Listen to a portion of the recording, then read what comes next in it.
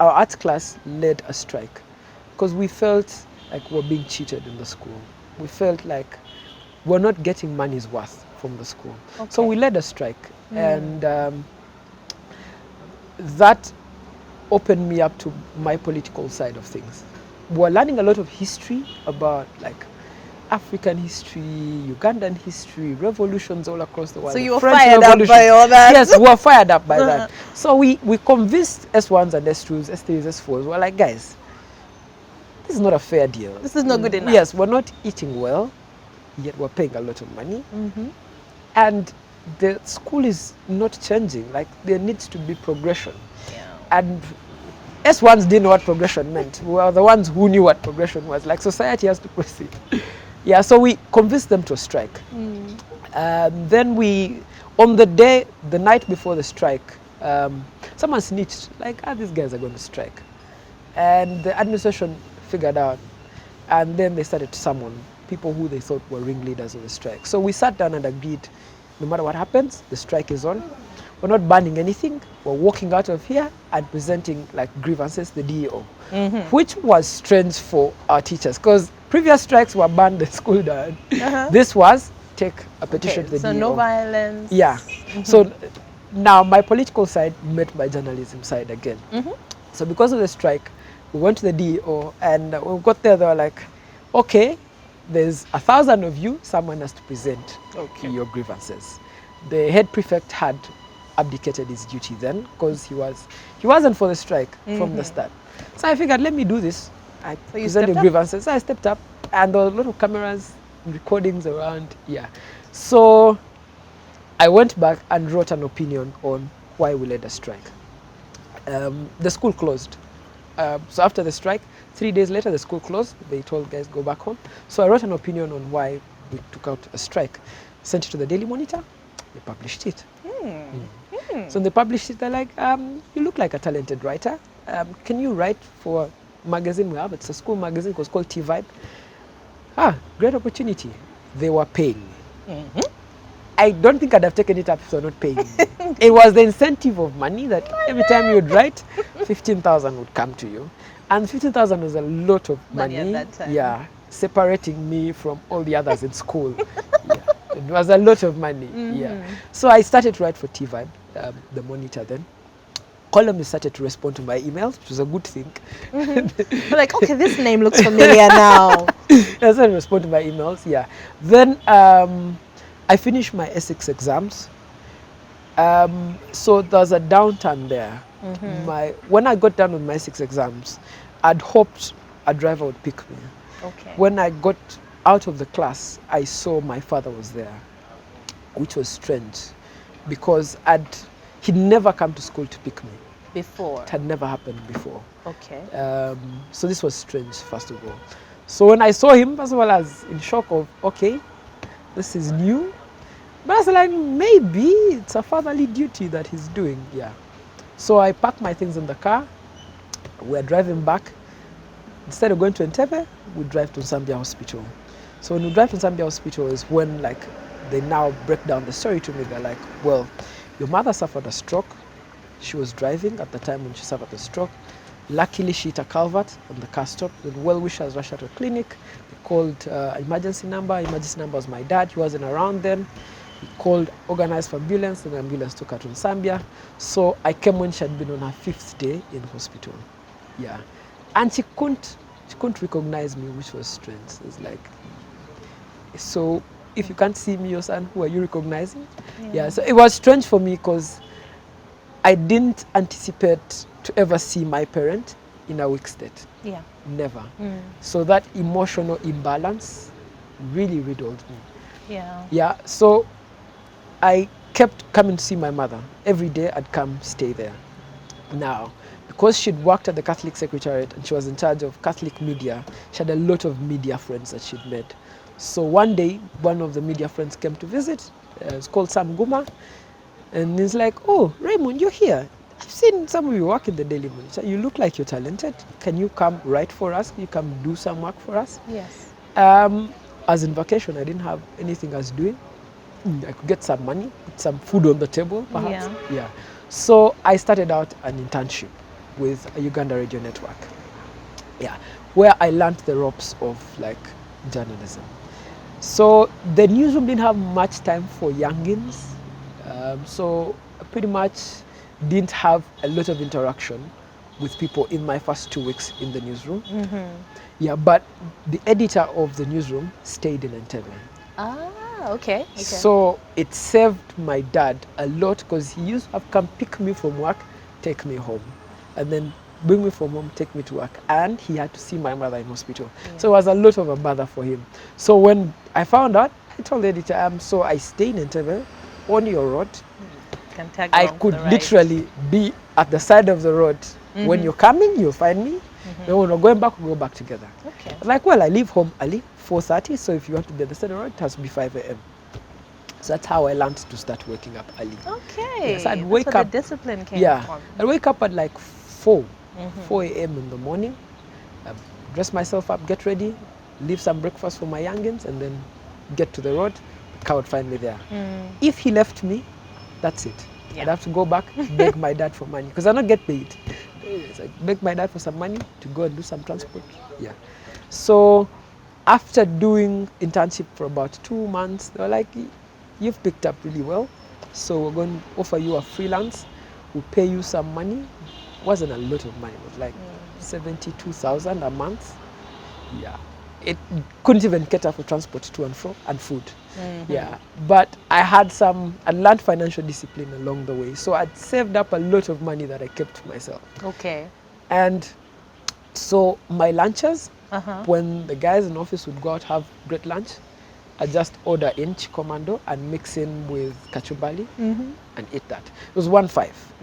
And then I didn't have any other expense. 1.5 was my expense for the entire time. And then the transport was catered, transport back catered. Always. Yeah. So I saved up really some good chunk of money. Yeah. And then I bought myself a camera, which put me a little bit over the edge. Yeah. So when I got a camera now, I was like, so I'm not offering you writing, I'm also offering you photos. Yes. Yeah. So I started to take photos and write. And this was still your... Yes, URN, because it's a news website that delivers news for radios and newspapers. Okay. It's like a news agency. Yeah. So this was after S6? Yes, this is still my 6th vacation. Oh. Yeah. So I'm taking photos and writing and editing sound for radio and learning the ropes really, because I just was gripping at every rope they could throw my way. They'd be like, Raymond, can you edit a feature? Yes, I can. Do you know how to edit a feature? No, I don't, but if you teach me, I will. Okay. Yeah, and there was a really nice friend I met in the newsroom. It's called Patience at Haile. Yeah. So like, I can teach you all this editing stuff. So she used to edit the long form features, radio features, like 30, 45 minutes features. So I'd go to her and see how she edits. Then I learned how to edit. So I'd edit sound. So when the big name reporters would come around, they'd come back at like midday, 30 to midday, then they'd want to go out for lunch. So I'd be like, can I have your material? When you come back, it will be properly edited. Wow. But you have your raw feed if you want to edit it different. Yes. Yeah.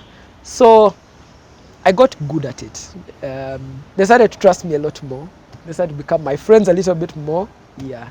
So university comes around. This whole time you're doing this, what was your vision?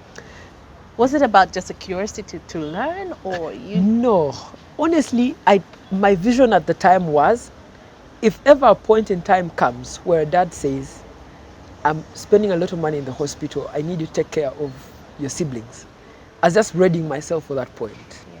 I was like, it's going to come, I see it, I don't envision it now, but I see it coming. So it was, I'm shoring up this money so that I could take care of my siblings. But luckily, Mom recovered. Yes. After like 8 months of being there, she recovered. It's a long time. Yeah, she recovered, got back into the rigors of life. Yeah, but now the decision to go to university. So because I'd been in the newsroom a lot, I felt, why don't I go do journalism? The advice I got then was, no, you pretty much know everything they're going to tell you. Yeah, you pretty much know what there's not much you're going to learn. Yeah. Yeah. So they told me, just try something different. And I used to watch a series then called Boston Legal. There's Alan Shore and Danny Crane. There were two lawyers who were just solving cases day in, day out, day in, day out, day in, day out.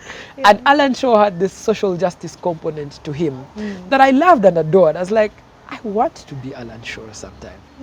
Yeah, so they advertised pre-entry for law school. I had the points, I made 24 points. It's 1 point to 25. Yeah, so I went to start the pre-entry. I paid my own pre-entry money. I didn't tell my father this. Again, I didn't tell my father that I was going. Yes, I didn't tell my father I was going to see the pre-entry. Because for him it was, what university are you going to? What course are you going to do? And he had given me, I think, 2 weeks to get back to him on that so that I could prepare for the tuition fees. Okay. So I went to start pre-entry, which was like me hedging my bets. If I fail the pre-entry, I'll go to journalism school instantly.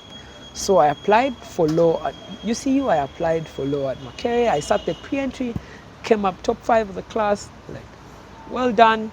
So I tell my father, I break the news to my father. So I have 2 universities, both of them are law school. Like, And you already said already many lawyers. yes. Like, okay, you don't want to do journalism, you're sure? So that was probably the first tete-a-tete I had with my father as a grown-up, not as a child. Previously he used to talk to me, you need to do better than this. So this time it was, you need to understand the responsibility you're taking up, which is, you get into a corporate world. So if you do law and you're doing journalism, you're going to have to find a point where the two merge and they give you money in your pocket and you use that money to look after yourself.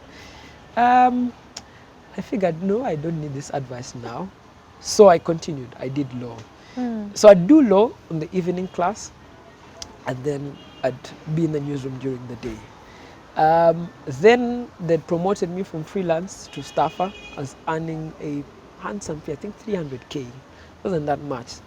But I now needed that money more than ever because there was no transport back home. I needed to get my own transport from Makerere all the way to Entebbe.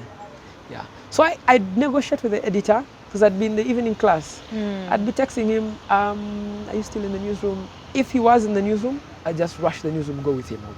Okay. If he wasn't, I'd take a Pioneer bus back home. Yeah. And that went on for some time. Then I discovered I was completely passionate about this journalism thing. But also I was studying the law, and the law was more of you're prosecuting a case and you're doing journalism. So I figured if I could prosecute a case through journalism, how would it look like? Yeah. So my editor actually told me, you know, what you're trying to do is actually investigative journalism, full stop. There's nothing different. It's like, oh, okay, that's what it means. That's what I'm doing. Okay. So she gave me a story. It was about the National Water then. The former MD of the National Water then ran into some trouble with the Public Accounts Committee, and someone from Public Accounts Committee had dropped documents at our office. He was like, look at these documents, they might make sense to you. So I looked at them, they made sense. I started to do a story. The story runs. The MD calls me in for a meeting at his office. I go for the meeting and they pick me from his office and take me to Ginger Road. And I was arrested. All this time, it had never occurred to me that I was under arrest.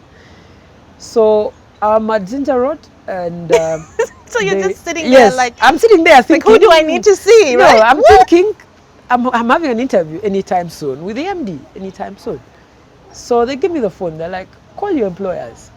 So I call my editor, I'm like, hi, I'm at Ginger Road, I'm supposed to have an interview with this guy, but he's not yet here. So would you mind talking to these people? Pick up the phone, they're like,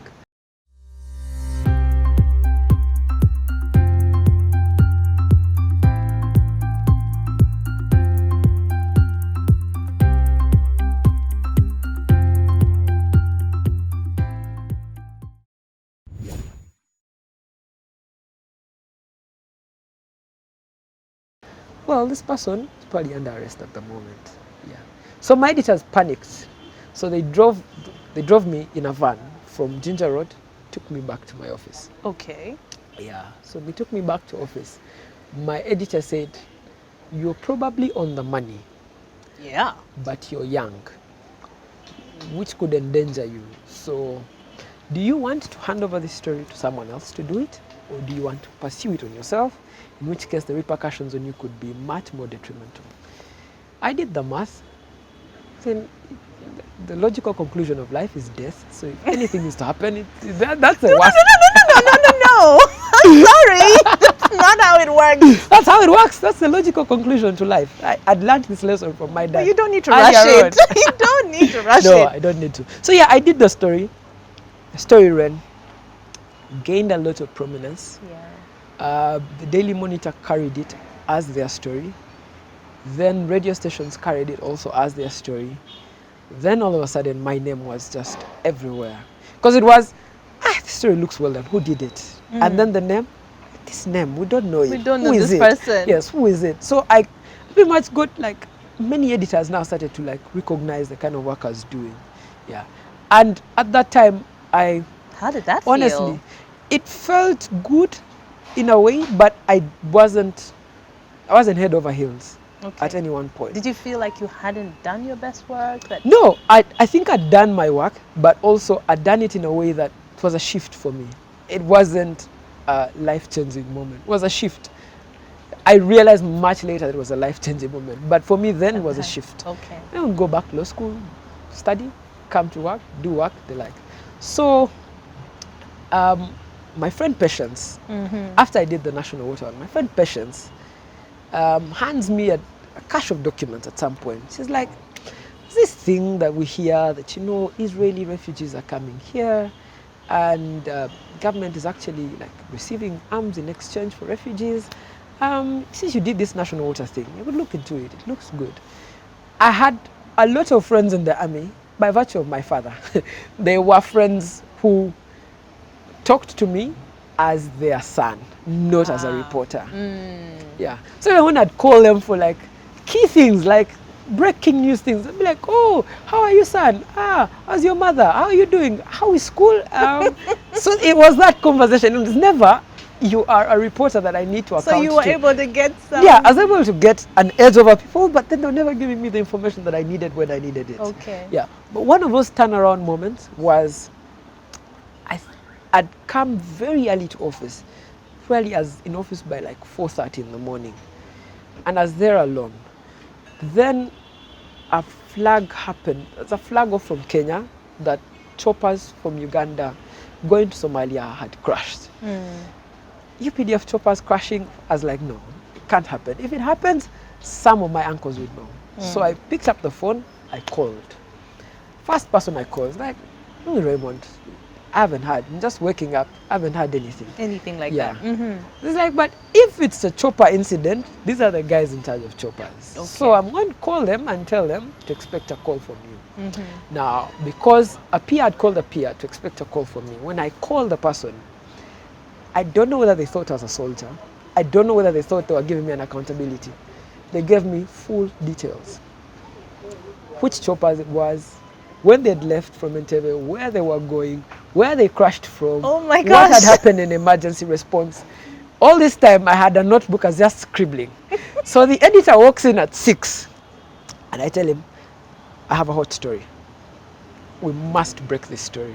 So I tell him, UPDF choppers have crashed in Mount Kenya, these are the casualties.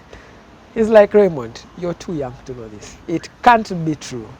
So I'm like, this is a breaking story, we must break it. Like, okay, give me time, let me figure out all the facts, then I get back to you. That's a lot of information. Yes, yes. So he calls, and typical, the first was a denial. No, we don't have any choppers that have crashed. I was like, I've called the army spokesperson and say nothing has crashed.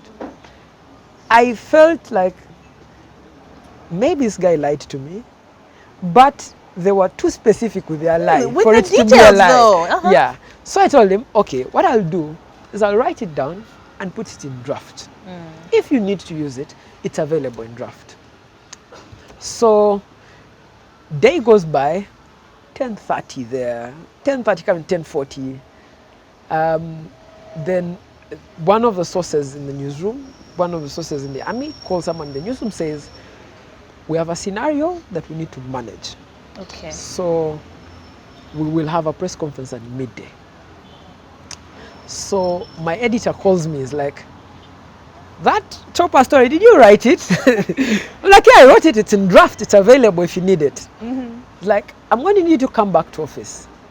I was covering a story, I think at KCCA then, which was KCC then, not KCC at the time. Okay. Yeah, so I was covering a story then, which wasn't as interesting. So I'm like, okay, let me just take down a few of the quotes I need from here, then I come back. Yeah. So I dash back into office and they tell me, just get the nearest border, go to the army headquarters, there's going to be a press conference.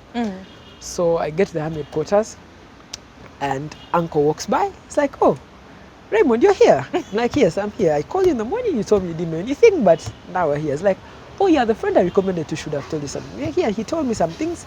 I gave them to the editor said they're not true. It's like, no, don't waste your time in this press conference. That's what they're going to tell you. So I call the editor there and then I tell him, I've spoken to someone who is in a position of authority and they've told me what they're going to tell us is these things have crashed. So the editor's like, okay, if I take this with your byline and it goes south, I'm going to fire you. Oh. So are you sure? You're ready to take the risk. Yeah. So I'm like, as young then, honestly, like, fire me, please. I'm like, yeah, take the risk. Take the risk. So we took the risk. We broke a story. Now, remember, some editors had me on their radar. Yes. When this story broke with my byline on it, this was eventually now the life-changing moment. Because then, editors from other newsrooms were now calling my editor, and my editor was telling them, I don't have details, Raymond has details. Then they call me, I'd be like, hello, who is this? I'd be like, this is Charles Mangusha from the Daily Monitor. Like, oh, wow, this is a big name editor. Like, hey, yes, Charles, what can I do for you? He's like, I need details on this story. Tell me you're doing it. I'm like, editor, Daily Monitor, that's not what I'm doing.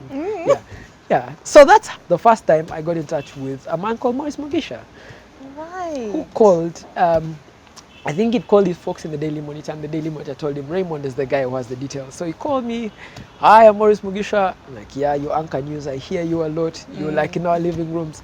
Like, yeah, I need to take down some details from you about this chopper crash. Do you know? So I gave him some details around the chopper crash, yeah. Now, after that day, I was completely on the radar. Any story I did, editors just had a faith in me. Like, every story I did, there was a belief, this story is true. And that was the start of your journey to NTV? Yes, that was the start of the journey. So, this Israeli story that were on the Pesh documents that they gave me.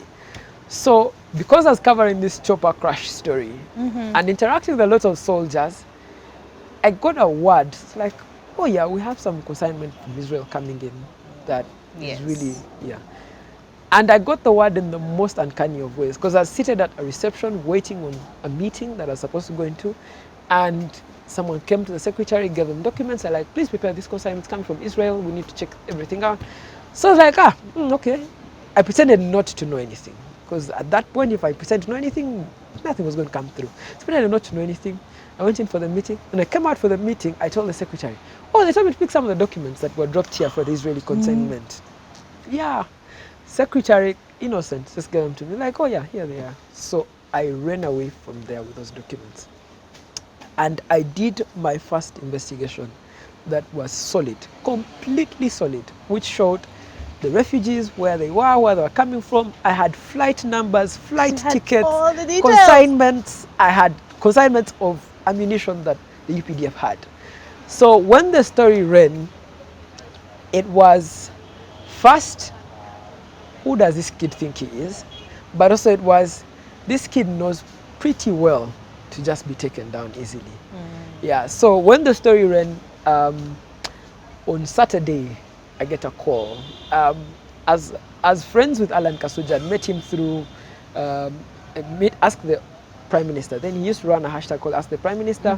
Mama and Baba is the Prime Minister, so we'd go there, tweet, ask him our questions, he'd tweet us back. Okay. So I'd met Alan through that. Then he left Capital for the BBC. So the story runs Friday night. Saturday morning, I wake up to a missed call, which has London numbers on it. My father had friends in London because he lived there, so I figured this is one of my father's friends who wanted to talk to my father, wanted to talk through me. It's something. Yeah. The call comes again. I pick it up, like, hello, I'm Mark Naumau from the BBC. Please stay on the line, would like to talk to you. So I stayed on the line. Then Alan comes on, he's like, Raymond, I'm going to put you on the BBC. You're going to tell me about this story. So can you clear yourself in like the next 10 minutes? I just sauntered out of sleep. My voice was that hazy voice. Here I was on the first appearance of the BBC. I was like, I'm not jinxing this. So I went, quick shower, came back. So I gave the details to the BBC. I was like, yeah, I've been investigating this story for this time. These are the documents we have. This is what we know. Yeah, so after that, the story was nominated for a National Journalism Award. So I was just right there with people I admired, Today Biarhanga, myself. So I'm at the award ceremony. They're like, so I would like to recognize this story. Then they read my story. Then I go up for an award. So after the award ceremony, I'm walking out. URN now has made me a staffer. The day I was nominated for the award, I was made a staffer instantly. Yeah. So URN had made me a staffer. I'd been with them for like 2 years. I'd really done my bidding, made me a staffer. I was happy about it. So I'm in the elevator with my award, going down golf course. Then on the 3rd floor, Maurice checks in. He'd come from the award ceremony. He's like, oh, I talked to you on the phone over something. Now you've won this award, but have you ever considered like doing a TV thing? Never in my life. I'd never done TV. I didn't know what TV looks like. Yeah, so Maurice tells me, you want to do a TV job? I didn't want to disappoint him then, because I honestly didn't want to. You said you're shy. Yes, I honestly didn't want to disappoint him. So I tell him, yeah, it's something I can consider. Something I can consider. Yeah, so I leave the award ceremony, I go home. The award was a lot of money, more money than I'd ever seen in my entire life. It was a check. I take it, I bank it, the money comes into my account. When it gets on my account, I get out the money, I put it into a business venture, start out with a friend, we're doing some business venture. So venture pays off, I get some money for hostel. So I quit hall, go to hostel. Okay. Yeah, I rent out my whole room. Okay. Yeah, I rent out my whole room for about 400,000, which was good cash coming in. Yeah. So now that money helped me to start working away from the fear of losing a paycheck. Yes. So I started to work knowing now I can work to make an impact. I'm not just working to earn a paycheck. I need to make an impact in the kind of work that I do. But you were taking some risks. Yeah, some very solid risks. Very solid risks. So Maurice didn't call. He didn't call. He sent me a DM though at some point. He's like, hi Raymond, we talked. This is my number. I will give you a call. So I figured, okay, I can't stalk Maurice Mugisha. This is a man on our TV station. He's a very busy man. I can't be the one calling him, telling him, you promised to call back, so I let it go. Yeah. But Robert Kapshenga calls me, which was now like real strange, because now this is a CEO. This is not an editor. A whole CEO. Yes. Robert calls me like, I see you doing some things on Twitter. You know a lot about journalism. Can you come in and do for us our digital stuff? Like we are running a digital space and my editors are not really digital savvy.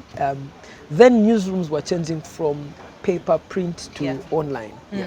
So I'd seen how stuff was done at URN, because it was a website, upload stuff and then distribute the stuff. It's like, yeah, something I can consider doing. So he says, okay, I'm going to give you an offer, take it or leave it. 700,000. I was earning 500,000. 700,000. No. Okay, that's it. Hangs up the phone. So I'm like, I just missed a chance to earn more money. But what I knew deep down in my heart is, if it's mine, he's going to call back. Yeah, if it's truly meant to be mine, he's going to call back. Most people don't know that the fear is like, if I let this go, I will never, Yeah. So Robert, I went back to URN, I was doing my job. 3 days on, he calls back. Okay,